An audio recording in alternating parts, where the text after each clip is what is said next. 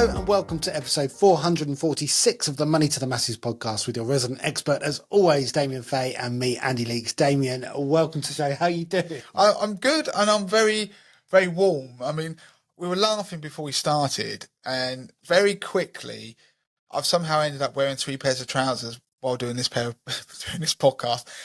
Very long story short, I was so cold this morning and walking into the office where it's freezing cold because of the way the office is. And I ended up putting thermals on. I thought I'd wear them under my trousers or tracksuit bottoms. And then I realised I was going to be filming today and I had to look a bit smarter. And then it wasn't until later in the office when I went to the toilet, I realised that I hadn't actually changed back out the tracksuit bottoms. In the end, I've got thermals, tracksuit bottoms and a pair of trousers on. So I'm overheating and feeling quite restricted as I do the podcast. And you are overheating as well, let's not forget, because you are wearing heated socks. I'm wearing my Christmas present for my children, which it's heated socks, so they've got batteries in them, but the battery packs are quite significant in size. So I look like I'm on day release, and I've got those on. They keep my toes at 70 degrees, and I've got terrible circulation. So we're doing the podcast. I am particularly hot and warm. Andy, you're probably freezing because we have to turn the heating off in the studio while we do this, otherwise you get a very annoying buzz. Yeah, on that then, and I am getting colder as we're doing the podcast. Let's move on to what we've got coming up on this week's show. So this week I want to talk about ETFs, so exchange traded funds. In particular, there's a nuance that's come to light, and one of the drawbacks potentially with ETFs, or a certain type of ETF that I want people to be aware of where they could potentially lose money.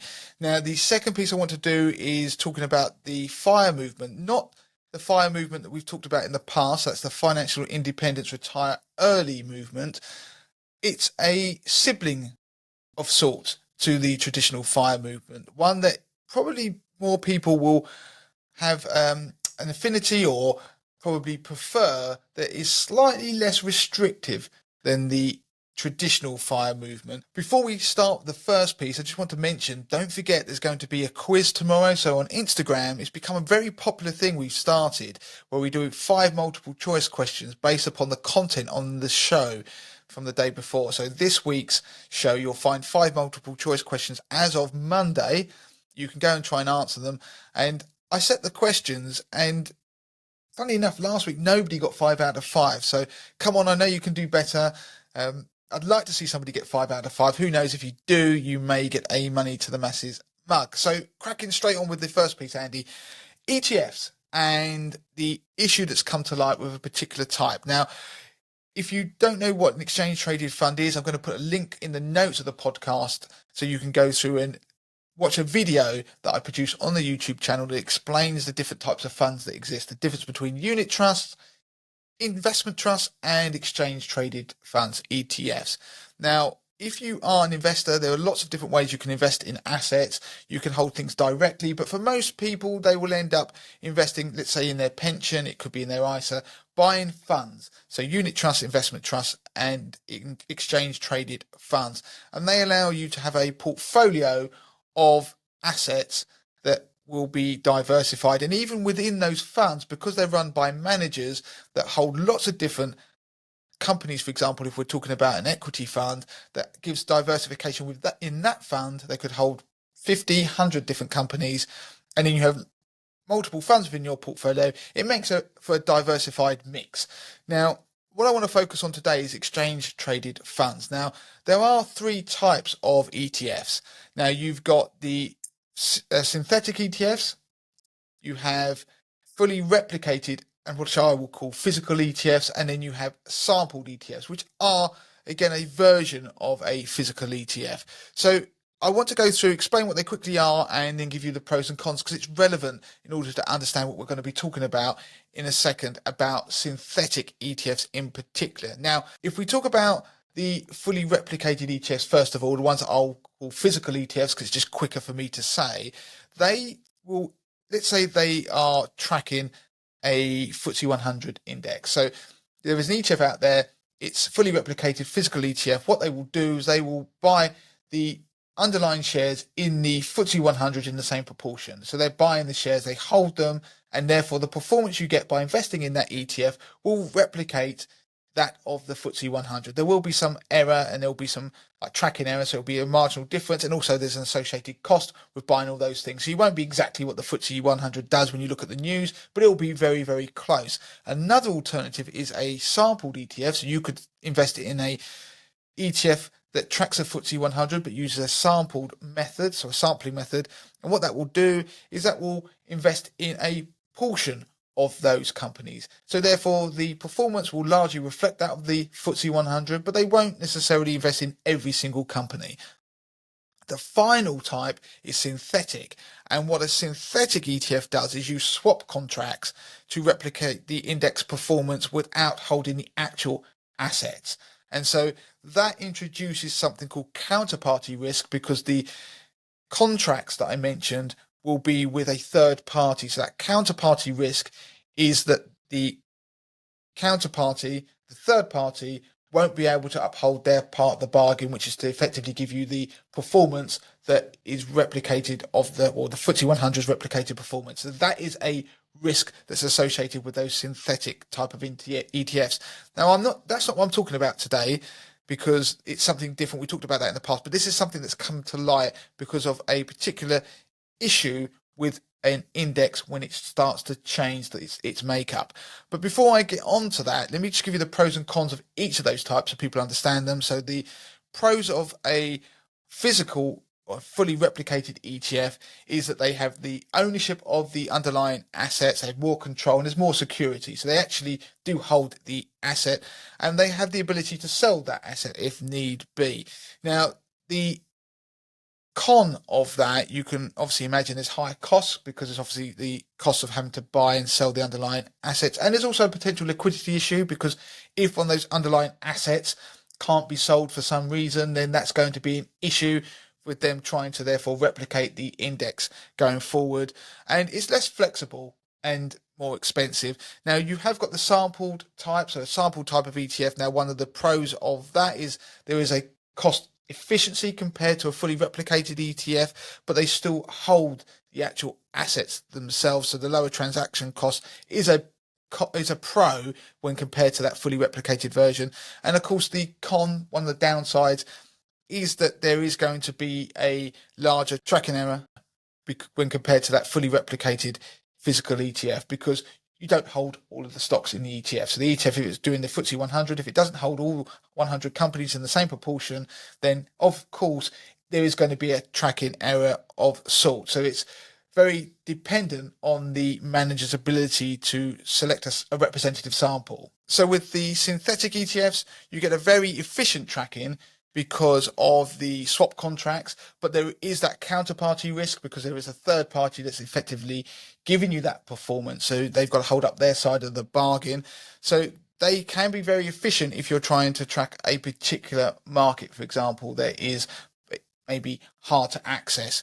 And the other con with them is obviously there's a structural issue that I'm going to come on to, which is really the key part of this part of the podcast. So with the sampling then, can that work both for and against you depending on market moves? Yeah, so actually there's a good point that you raise that. So because something is sampled, let's imagine you've got an index and the sampling method means that a particular company isn't in that ETF's sampling of that index. Let's say there was something very specific to that company that made their share price collapse.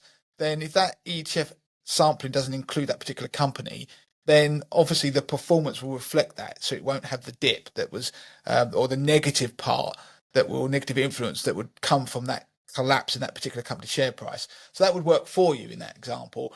If the sampling method, or in that, if again in that same example, that company didn't include, or that ETF didn't include that particular company, and that company's share price went through the roof, then you wouldn't benefit from it. So it can work for and against you. So it's a good question, because that again relates to something I'm going to come on to. So why have I brought this to the podcast? Now, if we go back to the end of last year, there was something that happened. The S&P Dow Jones removed Nigeria from the Select Frontier Index that it runs.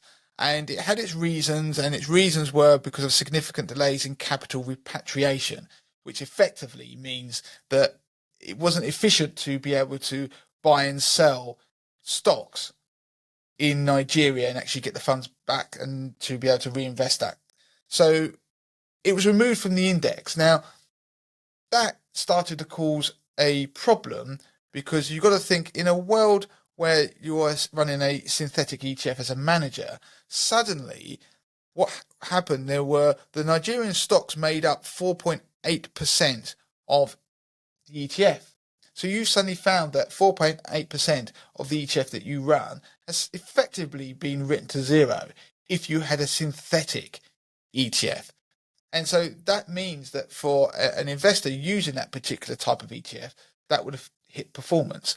If, on the other hand, the ETF was a physical replicated ETF, so fully replicated, and the Nigerian stocks were therefore held, if they were going to track that index, that manager would have to sell down those stocks it held in those Nigerian companies. They still have them, just because the index doesn't have them anymore. They have now got to try and rejig the portfolio to replicate that index, but they still have those stocks. They would then sell them, and they would have the funds that they could get, and they would then be able to reinvest that money into the rest of the fund and replicate the index going forward. So in that instance, physical ETFs had an advantage over the synthetic ones, rather than just having that portion that was reflecting the performance of the Nigerian stock market effectively being written to zero. So suddenly people were like, well, this is an issue that we probably weren't aware of, or one of the drawbacks of synthetic ETFs. So the message would therefore seem to be, always hold physical ETFs. And that is really one of the rules of thumb that I would go by, because if I invest, I do invest via an ETF in my 80-20 portfolio, I'd use a physical version of investing in gold, because for reasons of that. Well, firstly, the main reason I do it is you don't have the counterparty risk. But this is obviously a risk that has come to light that most people wouldn't have thought of, and even I wouldn't have thought of. Now, does that mean holding a physical ETF protects you completely? No, because although this is a very rare occurrence, so let's say in the last 25 years, it's probably only really happened once. There was another occurrence, in fact, that happened 2 years ago, and that was when Russia invaded Ukraine. Now, if you go back and remember what happened, if you invested during that time, then there were sanctions that were imposed, and it meant that the investments that people held in stocks in Russia collapsed in price because they became effectively frozen and people weren't able to trade in those stocks. So if you were investing in a fund, you could have seen it. If you look back and looked at the performance of some of there was a Fidelity Emerging Markets, the EMEA fund that they had exposure to Russia. The performance of that fell through the floor during that period because the value of the Russian stocks were effectively reduced because people didn't want to couldn't hold them or couldn't trade them, and it started to have an impact on performance. Now, what happened? There were some indices back then in a similar fashion that changed and removed Russian exposure from them. And what that meant is that, again, the synthetic ETFs had that issue where there were a portion of the portfolio, or the performance would have effectively been written down to zero. So there was a potential loss being taken on that part when the synthetic ETFs were replicating the new index. But those who were physically replicating the index that had changed to remove the Russian exposure would have had Russian stocks. And the issue was they couldn't actually do anything with them. So they were having to hold on to those, which would impact performance and therefore cause issues in terms of tracking the performance of the index that they were trying to do going forward. So the physical ETFs weren't protected from this change. So it gives you an example. This was a geopolitical incident. The Nigerian one was something that was actually a decision that was made because of liquidity. The Russia invading Ukraine, it caused a geopolitical event that therefore caused indices to change, and even physical ETFs were impacted. Yes, you could argue that in time they would have been able to sell the shares they held in the Russian companies, but it does just show that you're not protected completely, even if it's a physical ETF. So why do I mention this on the podcast this time around? Well, the reason is because we're in a world now where there are more geopolitical issues that are occurring. And obviously you've got the issues in Ukraine, other parts of the world, particularly in the Middle East. So is there an argument, therefore, there could be more catalysts for change in these indices, maybe some of these obscure indices that are tracking maybe emerging markets, frontier markets that people will probably only access via ETFs and probably most likely access via synthetic ETFs, because one of the big advantages of synthetic ETFs is they do allow you to access markets that probably are less accessible and are potentially less liquid. Now, if that's the case and people are investing in them, they need to be aware that there is this potential going forward for changes that may end up impacting performance, because there could be losses that are taken when these indices are changed and people are investing in via synthetic ETFs. Oddly, going back to your question that you had about the sampled ETFs, you could have a case, of, you'd probably be quite lucky, where the sampling meant that you didn't have exposure to a particular country, maybe it would be, or companies that fell foul of a particular chain, so they were removed, and you might be lucky that you didn't have exposure to that particular area, and the change in index therefore didn't impact the ETF that you were in. You'd have to be quite lucky, but it does theoretically mean at least that people could be more informed if they were trying to invest in particular areas, to look at the index. What exposure does the index that it's tracking, the ETF that you're investing in, what index does it track? What are the potential risks? I mean, it's very subjective, but then you could think, well, do I want to invest via a physical, fully replicated ETF, a physical sampled ETF, or a synthetic one? And then at least you know what the risks are and you can make the choices yourself. I imagine there's investors out there that this is news to them, and perhaps they want to now look into their portfolio and have a little look and see what they've got, or perhaps they want to invest going forward and choose one of these options. So is there an easy way for them to be able to spot the type of ETF that they're going into? So, I mean, 80/20 investor members, we do explicitly state whether things are physical, fully replicated, synthetic, or sampled. You will find the information, should find it via your platform if you're investing, or via the fact sheet relating to that particular ETF. So yes, you can find that information, but as I've just explained, nothing is perfect. You aren't going to be able to mitigate all of the risks. The real thing is you need to be aware of the risk, whether it's counterparty risk or whether it's the risks that come with even physical ETFs that I mentioned earlier. So as long as you're aware of the risks, then you won't be surprised going forward if something happens. Okay, so let's move on to the final piece of the podcast then. We're going to be talking about the FIRE movement. Well, not quite the FIRE movement. So if you remember, we've talked about it on the podcast before. Financial independence, retire early. It's got quite a lot of fans, but it also has its skeptics. But there's a different type, or a sister or sibling to the FIRE movement, and you're going to explain what it is. Yeah, so just to give a recap to people who are not fully aware of what the FIRE movement is. Now, this is a way of trying to become financially independent. So you have the choice of whether you want to work going forward. And that's hence why you've got the retire early part. So you have this ability, and the way you do that is via, you'll see different ways it's described, but really there's 4 pillars to it. So it will be, you try and earn more, you spend less, so that's the frugality part of it, and then you invest the difference wisely, and then you can choose to work if you want to, and then you need to know when enough is enough. So that's kind of the 4 pillars. So you will have seen people probably in articles and newspapers. It's a very popular thing to write about.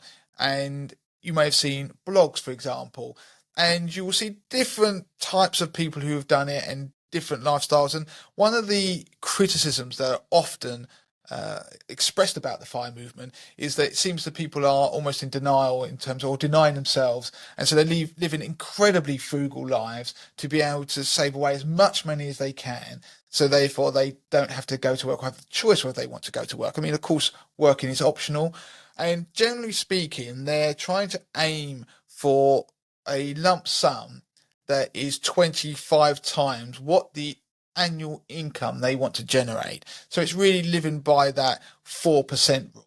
So the withdrawal rate, you'll be able to withdraw 4% a year and be able to live on that, and your money hopefully not run out over the long term. And that's meant to be a sustainable rate. We've done podcasts, which we'll link to, that's discusses the withdrawal rates and the debate around the 4% rule. I mean, there's an argument it should be lower if you want it to sustain going forward, and particularly if you want your income to grow with and in excess of inflation, perhaps. So the FIRE movement has a lot of fans, and there are people who have successfully retired early using it.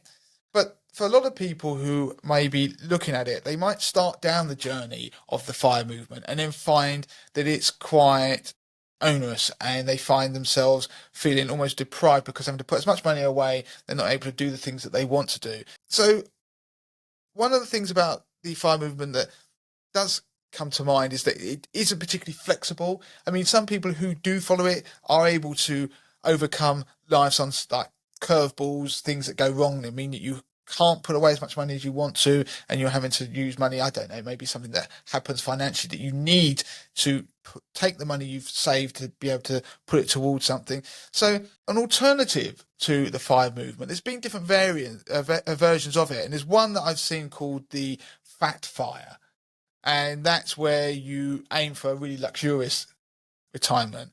And there's one that's called the Lean FIRE movement, which is where you're going for a minimalist approach. And I think the issue is that most people think that the Lean FIRE, as it's described, is actually the standard version, because they're the people that you sometimes see in articles.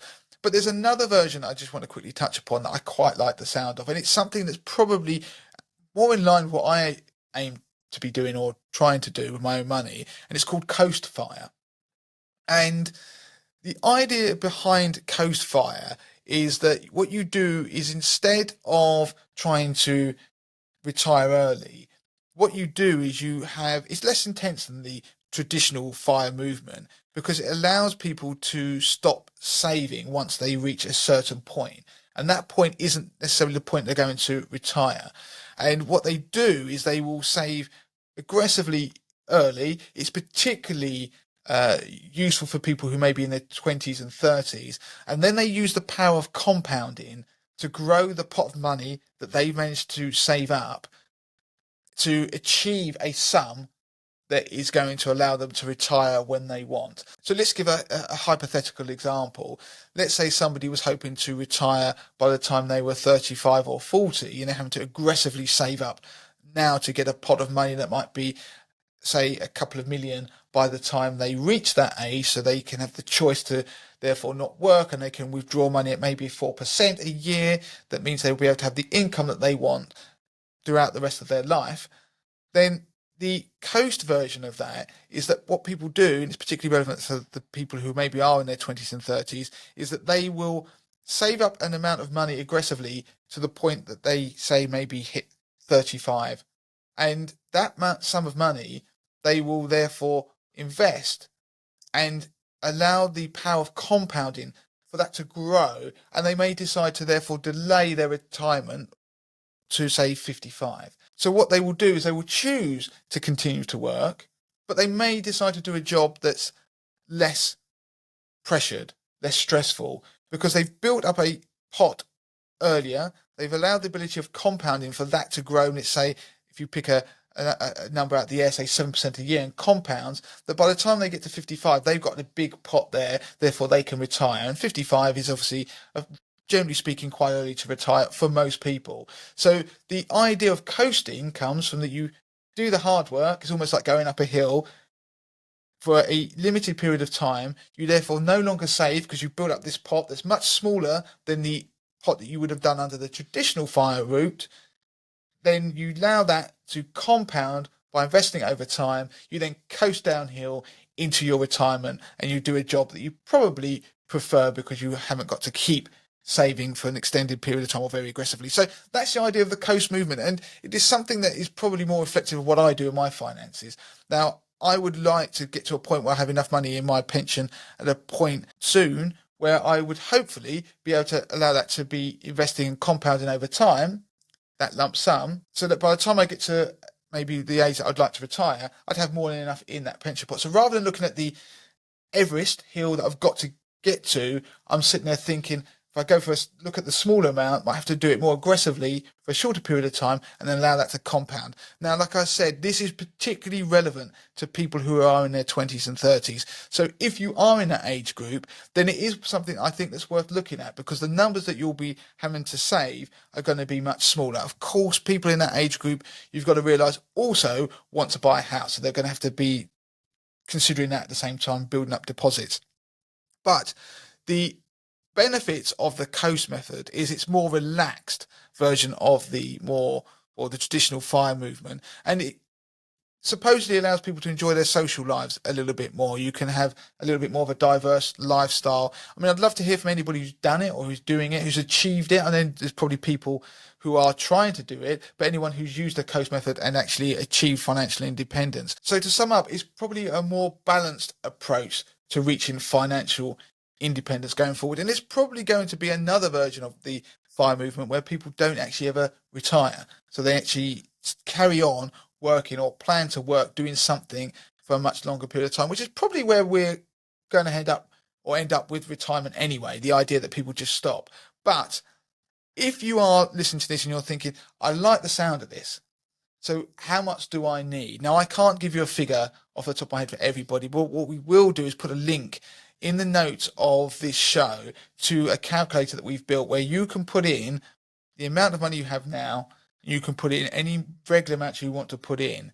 And then what it will do is you can compound that up to see what you will have by a certain point in the future. So you can play around with that calculator to sit there and see, right, okay, let's say you're 25, you might decide, well, how much do I need to have at 35 or so I can stop saving so that I could retire early at 55.